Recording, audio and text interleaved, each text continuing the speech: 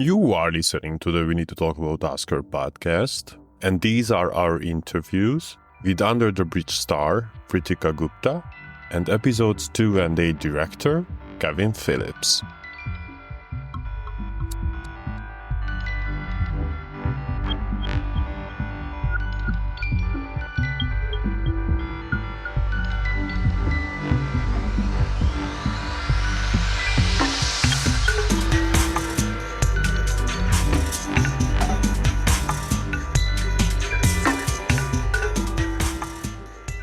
Well, first and foremost, thank you, Vritika, for taking the time. I absolutely adored Under the Bridge and especially your performance in it, so truly, thank you. Thank you so much. Thank you for having me. To set the tone or even just jumpstart the conversation, we like to start our interviews by asking our guests about not just how they got into the business of entertainment, but how they fell in love with films in the first place. So Vritika, do you have a film, a TV show, or even just a scene, a moment that you can trace your love for the medium back to? Yeah, so my very first kind of thing, a scene that sparked me that I was like, oh, I want to do acting was I was watching the behind the scenes of the Disney Channel show called Bunked. And I remember I was watching it with my sister, and there was just so many moments where I saw kind of the cast not really acting how they act on the show, but having such a genuine connection with the people around them and the crew around them. And that was just something that really spoke to me as, not just an actor, but as a very extroverted person. I love to be around people and to make people happy. So being able to see that and being able to see that you can do that in the entertainment industry was something that was super special to me. So me and my sister started taking acting classes and doing things together. And then she eventually quit, but I kept going. And then here we are. Here we are. Love it. Now, let's talk Under the Bridge itself. It's been like 1.5 months since the finale aired. Yes. How are you doing? Are you taking it all in and enjoying the moment, or maybe already looking at possible next projects to take on? Ooh, that's a great question. I think definitely as an actor, we're always looking ahead for the next step. But for now, too, I'm also just taking everything in. I've had so many great opportunities approach me. And I think just taking it one step at a time and one day at a time is really, truly the best thing to do in this scenario. And I'm super grateful for everything that's happened. Take me back a little to the beginning. What was it about the script that appealed to you as a whole? And was there something that just stood out to you, something you could connect to personally? Ooh, yeah, that's a great question. I think for me, being able to see Reena's connection with her uncle was something that was so strong and so sentimental, but also something that was so intimate to me. And I think being able to portray that connection, because I do have a very good relationship with my uncle, outside of the show in real life. So being able to portray that and have that connection with Reena was something that I felt super bonded with and something that I could use to really make it seem real, because it was real. So that was definitely something that stood out to me. And I think having those different directors for each episode and being able to understand, different people's perspectives on different things, it was super cool to see that. So I think that aspect, being able to also have that ideas really stood out to me as well. And what was the process like behind getting into the gist of Reena Virk, her psyche, since the show is based on a true story? Were you able to add something to the character from sources other than what had been written on the page?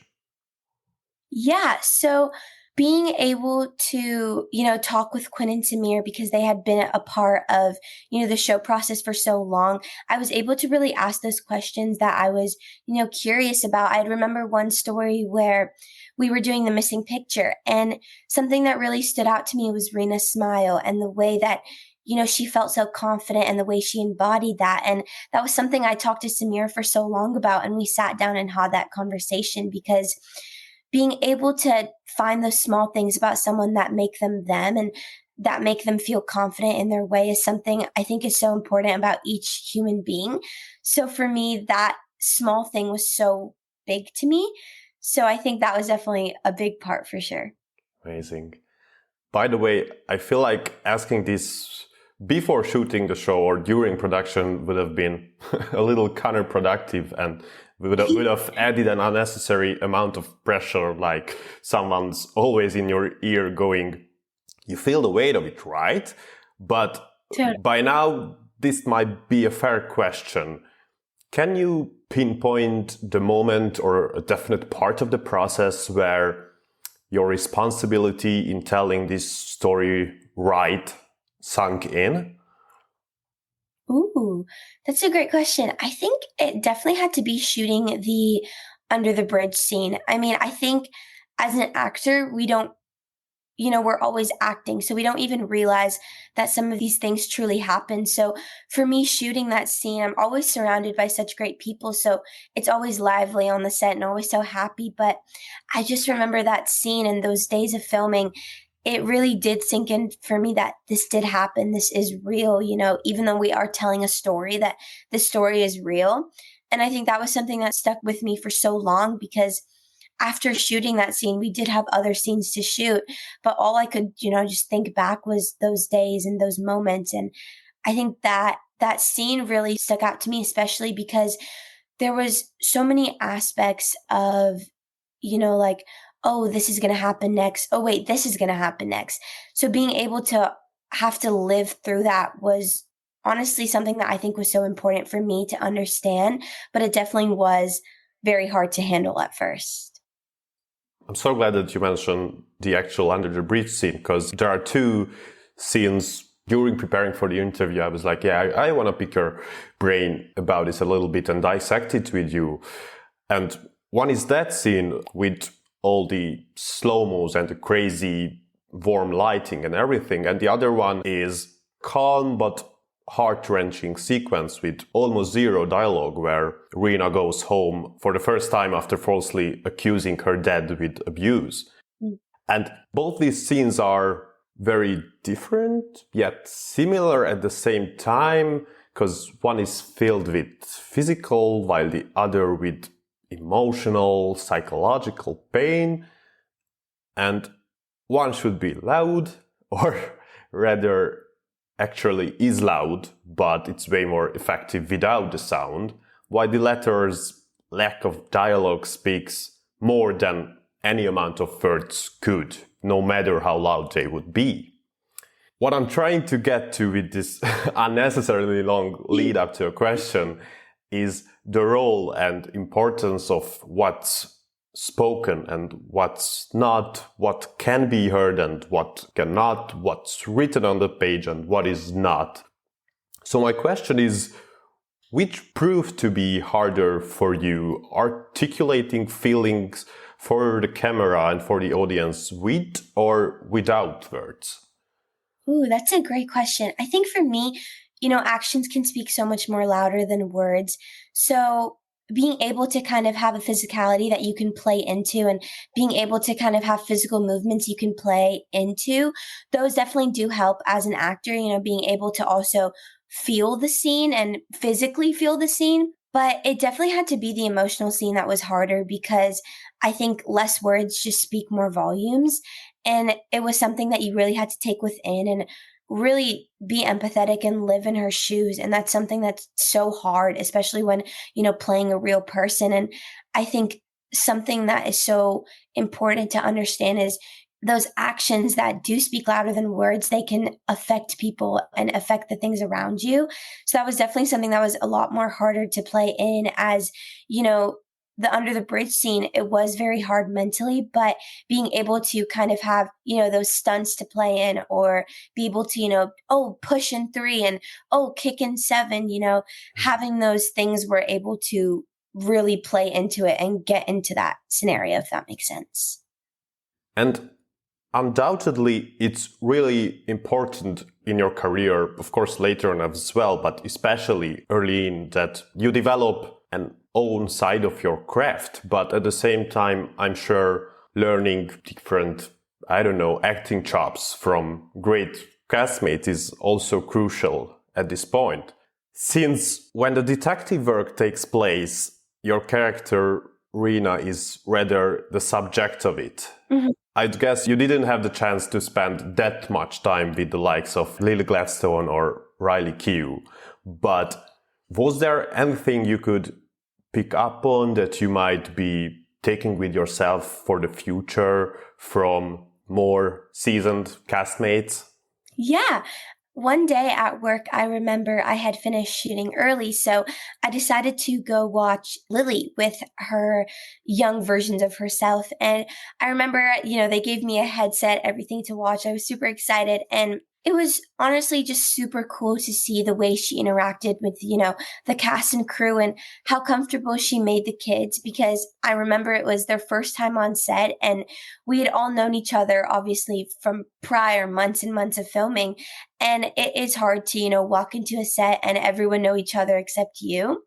And I remember just the way she made everyone feel so comfortable, the crew and the cast, and the way she held herself so humbly. And it was just so refreshing to see someone that, had such a great label on their name, but was just so incredibly humble about it and so sweet and supportive. And I think that's something that I'm going to take throughout my career and something that I want to take for my long run for sure. Wonderful story. And let's stay a little bit more with the topic of learning. Mm-hmm. Reena and her friends are in their teens, which is undoubtedly the most formative period of our lives. With you walking in the same shoes, did Reena's or any of the other characters teach you something to strive for, or maybe in the contrary, rather avoid?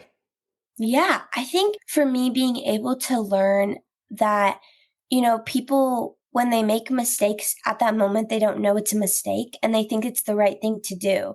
So having that kind of mindset, I think something that really stuck out to me was just surrounding yourself with the right people and the people that you trust and the people that want the best for you, because it's so easy to fall into that wrong group. And I think we've all, walked into a room and felt like we didn't belong.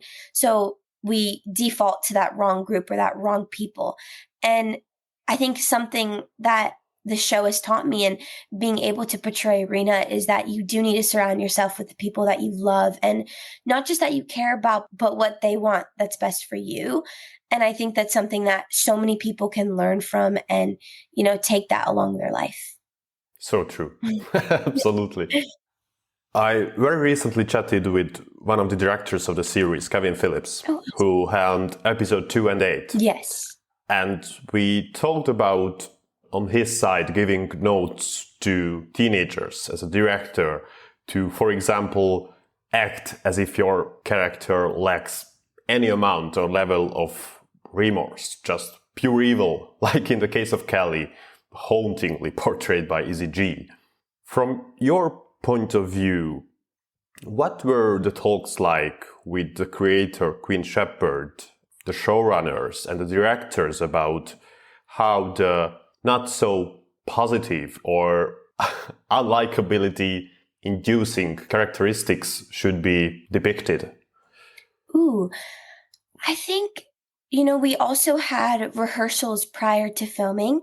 So I got to really sit down with the actors and I had remembered we had filmed the dinner scene in episode 1, but before we had even filmed it, we rehearsed for hours and hours. But, throughout those hours of rehearsing, I always kind of remembered and would always see, Reena was so angry throughout the whole dinner scene, but there's always those small moments that you catch on, like when she has her hood on, and her uncle tries to take it off for her. And I think that's something that's so small, but stood out to me so big. And it's always those small things, being able to kind of nitpick and see those things that make a human a human. So I think that's something that's so important to understand. And when you are playing a true person, being able to see those and recognize those things. And I think having those talks with Quinn and Samir and Geeta and, Kevin and all the episode directors, being able to also, have your own ideas and collaborate with them is super special. To a point, we mentioned this during our conversation, but a large part of the series plays after the death of Reena, and we are left with only the memory of her. Yes. Since apart from the creator, writers, you, the one playing the character, is the one who knows her best. Was there a way for you to guide and help your castmates in order for them to understand Reena better in these occurrences when they were basically playing opposite this memory of Reena? Yeah, I think for me, I was able to really, talk with my castmates because when we are, watching the show, even when I was watching the show for the first time, there's a lot of scenes that I may have know that have happened, but I've only read them on a script and I haven't even seen them been acted out. And I think having those conversations with my peers and my castmates, and I remember, in the school trailer, me and Chloe, we were just talking about different scenes that we were shooting and being able to kind of connect those puzzle pieces.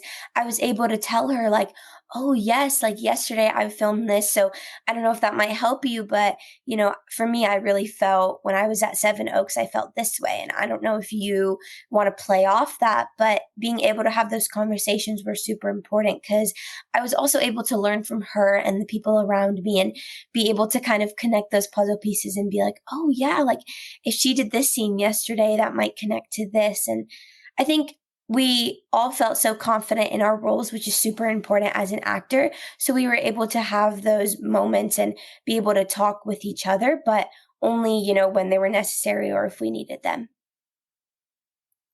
Fascinating. And as we are wrapping up, for the last question, thematically, I'd like to stay with the timelines of the show and parallelly your real life. So story-wise, the investigation is the present that we follow, and Reena's fate, truly hard fate, is in the past. Mm-hmm. And you shot all this back in, I don't know, late 2022, 23? Yeah, it was late 2022, early 2023.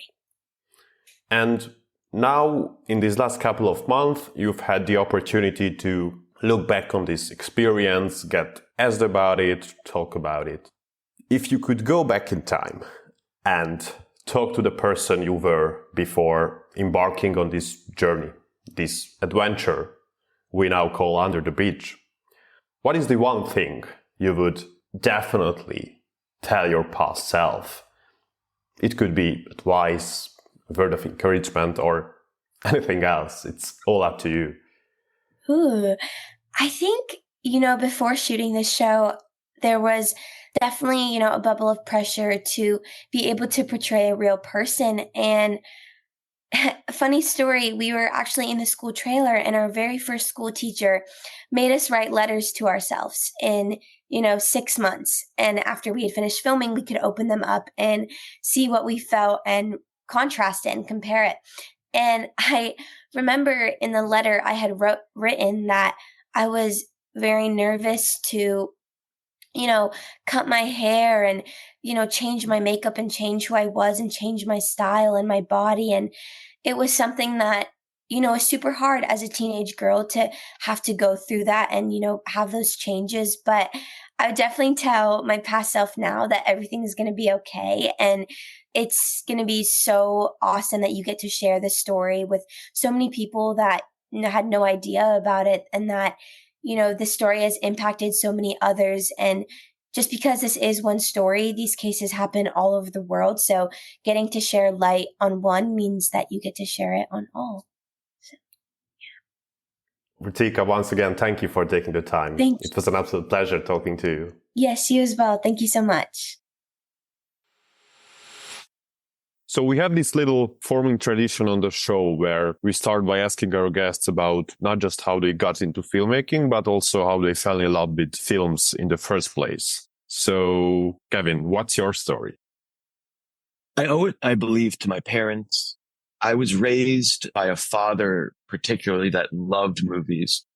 And same with my mom. I recall, it's funny, I was going to start with I have vivid memories of my father showing me Gunga Din, as well as, of course, Star Wars. I remember when my parents rented Terminator 2. I'd swear my mom showed me Aliens when I was way too young, but she refuses to acknowledge that. But I really think she did. The first R-rated movie I ever saw was Alive. I remember I was snuck into the theater by a family friend's father, brought all of his kids and their kids' friends. And I remember we saw Alive. And I thought I was very young to see that movie. And then the next R-rated movie I saw was RoboCop. And yeah, I don't know. All this to say, from an early age, I was kind of encouraged into watching film. I mean, conversations with my parents to this day, particularly my father, I call him on the phone and he's just like, he's undoubtedly watching TCM or like Film Noir Alley or something like that. And it's just a classic kind of iteration of I'm watching a new film noir today. And he tells me what it is. And then we relate on that level. And yeah, my family always raised me to love film, basically, to kind of be imbued in it. My mom particularly is an extremely literate person. She was a copy editor and there were books surrounding the house. So that was more her way into story and like the oral tradition. My father's, I think, was a little bit more cinema. As far as I know, you started out in cinematography. So my question to you would be, when and how did you know that directing would be the next step or what you would like to get into, or what is always the plan to some point? Well, so I was encouraged to attend Savannah College of Art and Design, again, by my parents. I think they had in mind for me that in art school, I would really appreciate. And they were absolutely right. I went to Savannah with the intent of studying to become a director. And I started there and then quickly realized the relationship between cinematography and directing and what it meant to me and how analogous it was and like kind of woven, tethered together. The visual language is so much of the medium of directing, I believe. Like I came to realize early on, I think I kind of cite Alien 3, like watching Alien 3 by David Fincher, like over and over and over again in high school, like dubbing it to VHS and just watching clips and scenes of it and not really understanding why it was so mesmerizing to me at first until I kind of put it together. Wow. I'm like, wow, this is directing. Same with JFK by Oliver Stone. I saw at that point in time, particularly Boogie Nights, actually, but around that time, things started to gestate and kind of make sense for me. And about like, the relationship of a subject to a lens and the background and like what that does to create an emotion aside from whatever the context of the narrative is in a way. And like at a base fundamental level, there's an expression within that basic relationship of camera and subject that is integral, innate to storytelling in cinema. And so I wanted to study cinematography to be a better director. And so I did that. And then I quickly started studying photography as well to just be a better artist in general.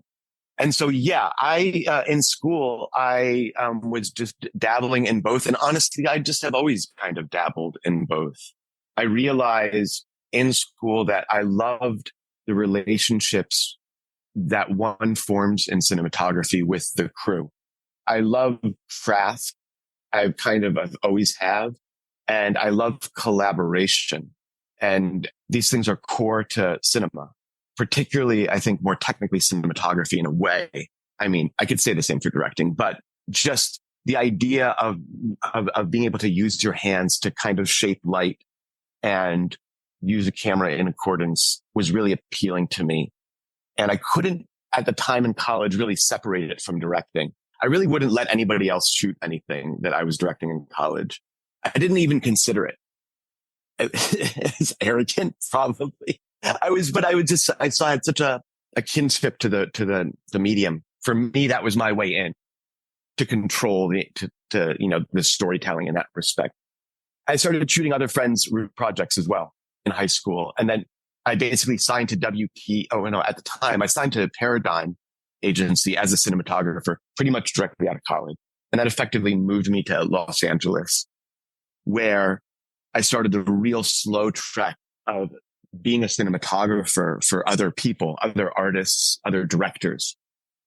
Well, I would say all of which were extremely formative to me, not just as a director, but just in my life, honestly, through the experience of working and collaborating with these different visions and these different types of personalities on these different types of projects. And as I did more and more of that as a cinematographer, I would direct still my own work on the side, kind of on the back end of projects, of commercial projects even. I mean, this was a long trek as well. I remember when I moved out to LA, it took a while to really gestate as far as being like a known enough quantity to shoot people's projects and stuff like that. Because my relationship with Paradigm, I think at the time, like ended immediately because I just was never available. I had no idea how to do the representation thing. I was fresh out of college. I had no fucking clue about anything. And so that relationship kind of fizzled. And then it was kind of back to freelance. But as I started to kind of wisen up in general, in a big way, into adulthood, into the later parts of my career, and I was still young then, I was really blessed to be able to work with some incredible directors. I remember started off with Herbie McClure and Julia from Radical Friend. We shot a bunch of music videos and some commercials together. I got a number of chances to work with fantastic directors like Isaac Ravi Shankara, Eva Michonne, Lizzie Sanford, Hiro Murai, and all the way up into this day, where I am transitioned effectively into and known as a director, but I still reserve projects as a cinematographer for sure. I mean, cinematography for the longest time has paid my bills. And I was very fortunate just last year, in fact, to be the cinematographer on the feature doc, Lakota Nation versus United States, for Laura Tomaselli and Jesse Shortbull. And it was extremely gratifying. And I've always said it, just to wrap it all up, that my experience as a cinematographer all the years before Super Dark Time, without that, I don't believe I would have been able, I certainly know for a fact I would not have been able to direct the film as I did. Working as a cinematographer has guided my sensibilities as a director so much, not just in terms of like artistic pursuit or craft, but the type of person that I want to be in the relationships with cast and crew, the type of director I want to be. You learn quickly, as a cinematographer, as you like kind of cowboy around the world, if you're really fortunate enough to work internationally, which is so rewarding to the experience and so vital, I would say. To me, from the outside, this seems or sounds like a well-planned, well-calculated career path. Does this seem or look to you the same, or as I'm getting from your expressions, not really?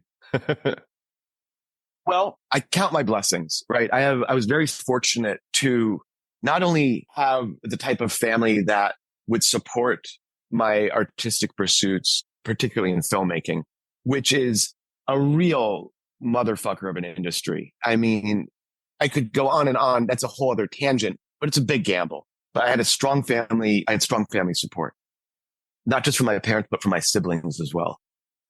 And then in school, many people, especially filmmakers, have obviously different responses to film school, which I completely respect. I was very fortunate, and I recognize that I went to art school, right? So just that alone, that difference, I think is extremely valuable, because I was able to befriend multidisciplinary artists, people who I still to this day am not just friends with, but collaborators with, from all different types of discipline, but as well from film. Majority of the key players on Super Dark Times, for instance, I met while in school. And these people I continue to work with to this day. Eli Bourne, Jet Steiger, Richard Peete, Ben Collins, Luke Pietrowski, Colin Alexander, Ed Unitas. It goes on down the line. Ryan Dickey, Scott Johnson, all of these people I've been so fortunate to continue a career with in some respect, particularly on Super Dark Times. It was so vital, even essential, to have that type of support. It's funny, like Ben Collins, who was one of the writers on that movie, alongside Luke Piotrowski, his writing partner. Ben and I met in college, and while we were in college, we were dreaming of our futures as filmmakers, right?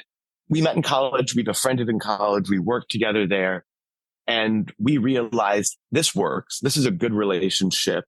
What type of movies are we going to make when we get to Hollywood? You know, that was like the dream.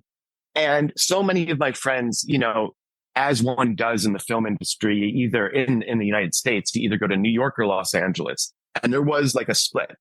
And to this day, it's still kind of like that. People move around, whatever, but it's kind of these coasts. Although it's really changing now. You can kind of be wherever you want, it seems. But all that said, I'm really fortunate, even after college, to move out to Los Angeles and be kind of surrounded by a support group of people that were also trying to kind of find their way in the career. I mean, I'll never forget. It's so funny as an anecdote. I met with Jet. Jet Steiger was one of the key producers on Super Dark Times. We are still working to this day. He owns the company Ways and Means alongside his partner, Lana Kim. Jet, before he even started Ways and Means, this was maybe like 15 years ago now. I had just kind of moved out to Los Angeles. I was crashing on his couch and we went out and had dinner one night. He was, I think at the time, either working or interning at the Directors Bureau. And I kind of asked him, I'm like, Jet, what do I do? You know, what should I do? And he's like, look, if you're asking me like how to make it in this industry, I have no fucking idea. And I'll never forget that. But, you know, cut to 5 years later, 10 years later, we're working together. We're making movies together and we're still trying to make movies together. So there was never like a real solid, like calculated plan. But what there was like the dreams and desires and the way that it kind of gets there. I mean, you're always told growing up, like life is never like what you expected. It truly isn't. Ben and I were, and Jet at that point, along with Richard Pete and Luke Piotrowski. Rich was the other producer. Luke was Ben's writing partner. We were trying to make Super Dark Times for like 4 years before we ended up actually making it. And I'll tell you, it's a good thing that it took that long, because had we made it any earlier, I don't think it would have been as, you know, what it is for what it's worth today. I think we all needed our individual experiences. Myself working as a cinematographer, for instance, Ben working as a writer along with Luke, Jet and Rich producing commercially on the side. Rich just came off of Blue Ruin at that point as well. So we were all bringing our experience to the table. Yeah. So no, it wasn't that calculated. I'm trying to be less controlling. I have a tendency, I was just talking with my girlfriend about it today, to try to control things. And as I grow, I realize like how tricky and slippery and even dangerous that can be. But it's a tendency as like a director, obviously. So calculated, I don't know. Do I think about the projects in terms of what I attach myself to and how it portrays myself? Yeah, absolutely. In determining movies to attach myself to, I overly consider, some would say, I overthink, frankly. I have a tendency to, rather. So I don't know how calculated it is, you know, at the end of the day. Your first feature as a director, 2017's Super Dark Times, is absolutely crazy. I ate it up, loved it. So I'm so glad that I watched it for our interview. But really what I wanted to bring up in regard to Super Dark Times and Under the Bridge is the fact that thematically it is fairly similar, or they are quite connected. Did this aspect draw you to the premise of this TV show, or could this be to a point a coincidence? I mean, it can be.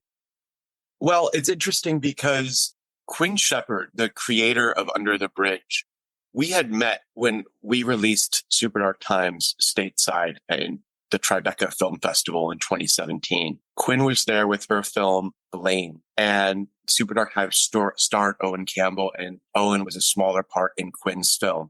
And so there was a connection there. But Quinn was a fan of Super Dark Times kind of from the jump. She came up to me after the premiere and stated as much.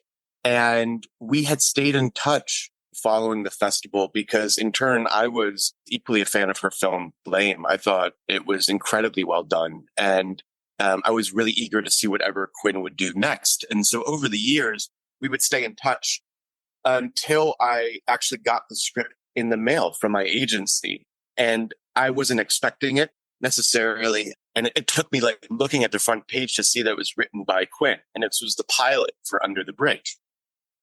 And I had read it not really knowing what it was to be, what was going to be involved in it at all.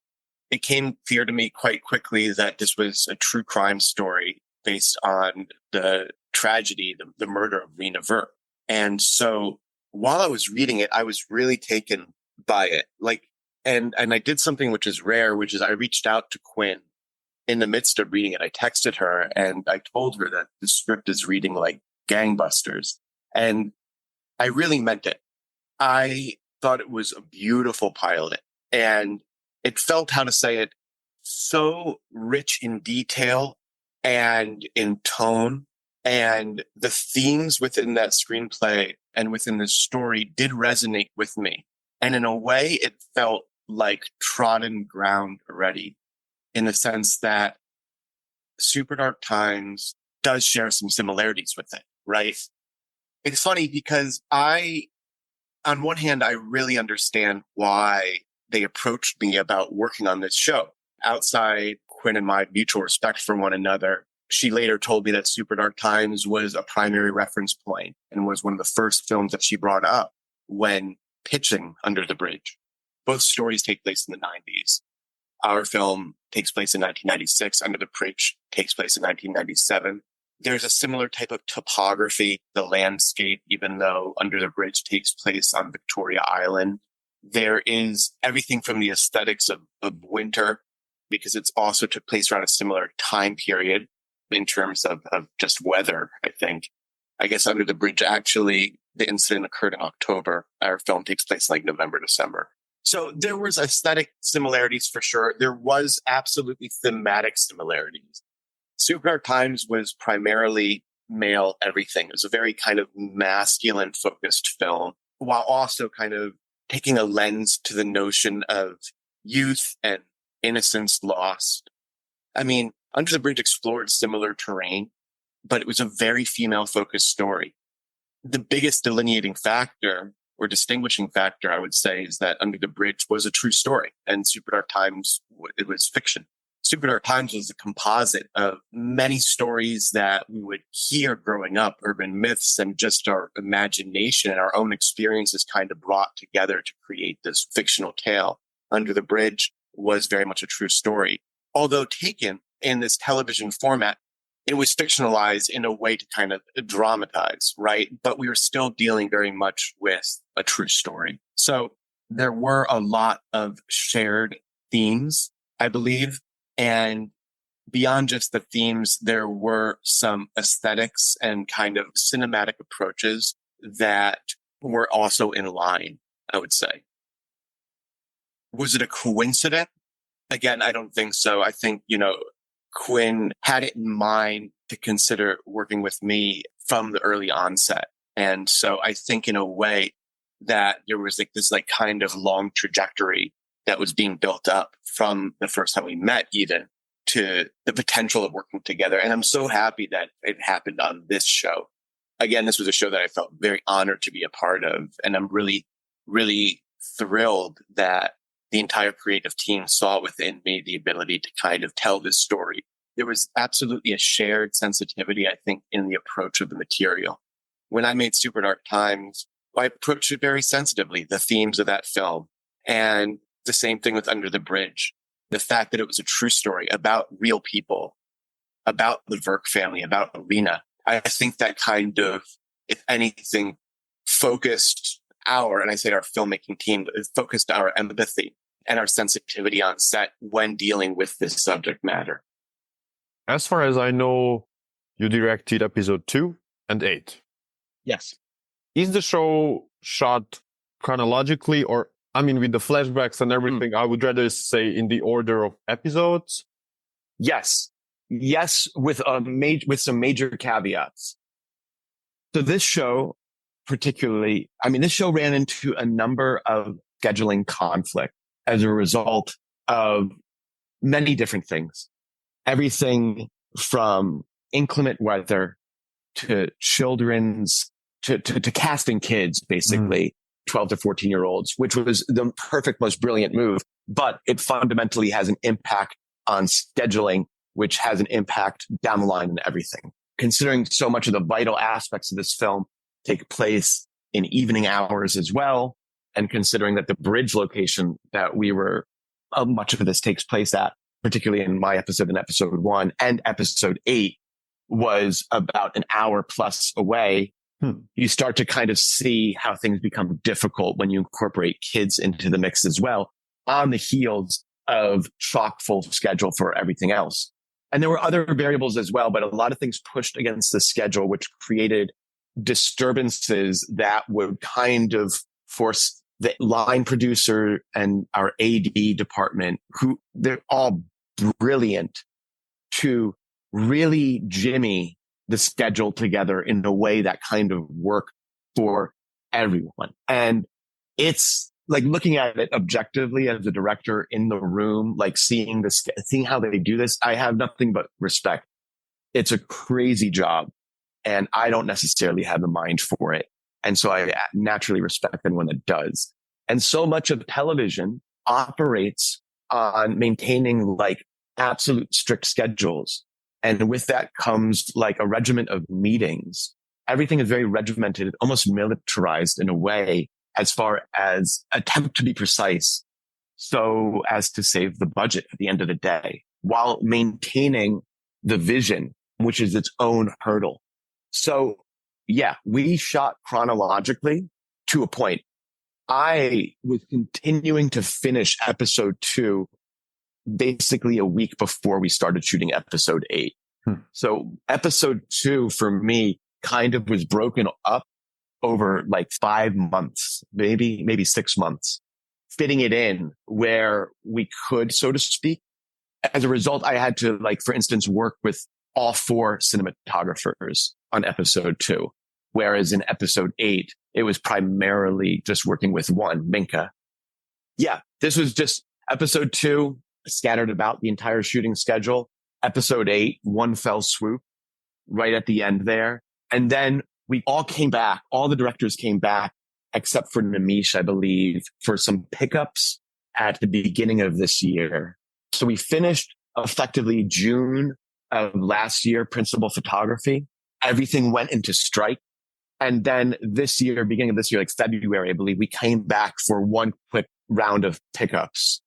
So, and at that point, you know, it was basically a kind of like a relay race. Like everybody was handing off a baton. All the directors were effectively like working kind of together and in tandem, which is essential even last year when we were doing the main unit, because certain episodes would pick up where other episodes would end, and the business of how to hand that type of stuff off and who shoots what, etc. Well, it requires naturally like conversations and discussions with the other directors. So at the end of the day, it was a pretty tight family, regardless of being like a very sizable shoot.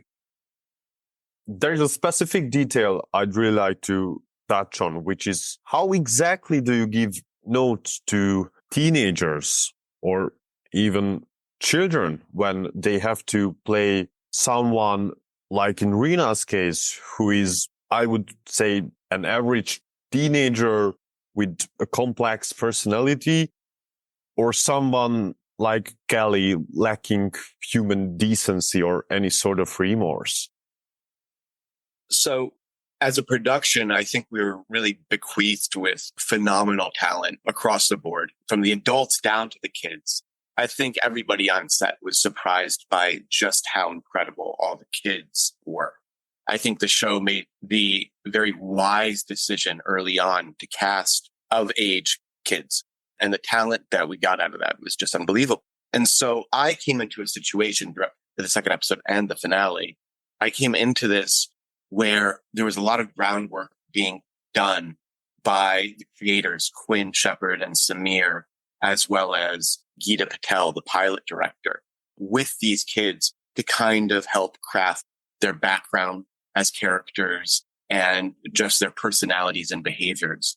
Reena is a particularly interesting case because there's effectively kind of two sides to Vertika's character, which I'm sure she could speak much more about.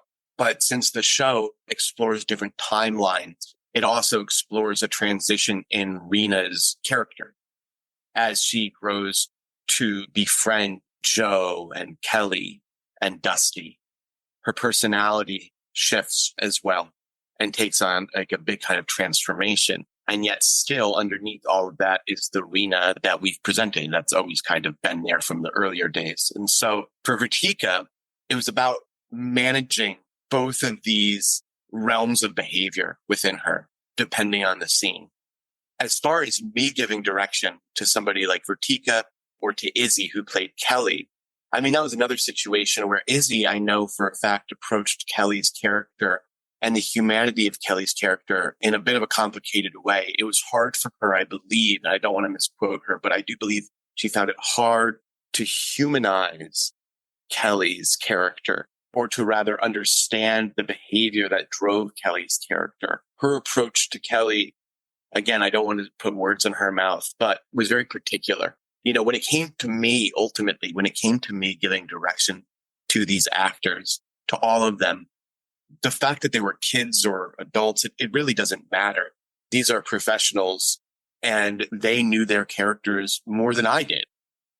I was invited into this machine, and I like to believe like a crucial enough element to make the thing work. But I was coming into a situation where these characters and the creators knew these characters way better than I did, for sure. So my direction when it came to behaviors or personality would take all of this into account. And it would often just be, you know, I don't tend to go on long monologues when directing actors. I try to keep it as simple as possible. And I try to speak to everybody on their level in the sense of who they are as individuals, you know, and what we're after together as a combined unit. You know, there's a goal to achieve within a particular scene, whether it be one character's interpersonal dynamic with another, or a blocking, staging, technical aspect that needs to be accomplished. In terms of regulating character behavior, it would often just be a discussion with the actors about how they feel about a certain thing. Would Joe or Kelly or Reena do such and such a behavior? Would they lean like this? Would they feel comfortable sitting right here? It's honestly a conversation early on with the actor about what they believe makes sense to them as that character. And then it's kind of moving from there, small little steps here and there. It was rather, I would say, easy, but when you work with talent, again, this incredible and like this generous and this giving, because everybody that worked on this show was so giving to the content of the show, to the idea of the show. And everybody wanted to bring their best to it. So it was really just less about me giving specific direction and how I would give that, because that's certainly what happened. But it was much more about creating and maintaining an environment that was conducive to the creative idea. It was about making everybody from cast to crew, particularly these kids, feel very comfortable embodying their characters and dimensionality of their characters, you know, and feeling open to explore that, you know, to give room and time and space to try different things, to kind of roll the dice, or rather throw something at the wall and see what sticks, while still trying to kind of accomplish, you know, not just what was desired for the scene, but what the scene really could ultimately aspire to. So the final shots of the show have Reena's parents listening to music she liked in her room, and they are sitting in front of the mirror, seeing her in the past, basically fractions of her. While we from the outside can see them sitting there in their present. Now, I don't want to go too personal, but Kevin, what do you expect from the future, from what's to come for you, for your career? I've learned throughout working in this industry to, not just in this industry, just in general, I guess, you know, over the course of time to try not to have too many expectations. I battle with this. I certainly have dreams and ambitions, and I've certainly tried to create or at times even curate or calculate a career path and trajectory for myself. As I've grown older, I've come to realize that it's a real gamble. This industry is a real gamble. It takes so much vigor and passion, and so many wiser people have spoken at length about this. It's definitely a different industry than I feel I've entered into 15 years ago. It certainly has changed, and that's par for the course. It's a very eclectic medium, cinema. And so it's as much about what people bring to it and how it transforms. So all that said, looking at my career, after making Super Dark Times, I was pretty uninterested in making anything, at least immediately, about kids. I kind of wanted to move away from that area, that thematic kind of area. I felt Super Dark Times really honed in on that, and I wanted to explore so many other different terrains. When Under the Bridge did come to me years later, it really spoke to me in so many ways. I mean, I'm not necessarily interested in true crime. I never really have been, at least as a genre for filmmaking. I have a lot of ethical qualms with it. I felt that Under the Bridge was a story that was steeped in sensitivity and had its heart in the right place. And I was so honored and humbled to be thought of to work on it. So I hope moving forward, as I develop films, as I develop television programs, I hope whatever it is that I work on would allow me to approach it with as much passion as I've approached most of my other projects that I've been involved with. And I hope that the collaborations with those projects would be as fruitful and as rewarding as all of the projects I've been involved with. Super Dark Times, Under the Bridge, The Lumineers, Monsterland, you name it. The music videos that I've worked on, the commercials I've worked on, I've been really blessed to continually work with incredible people across the board from cast to crew.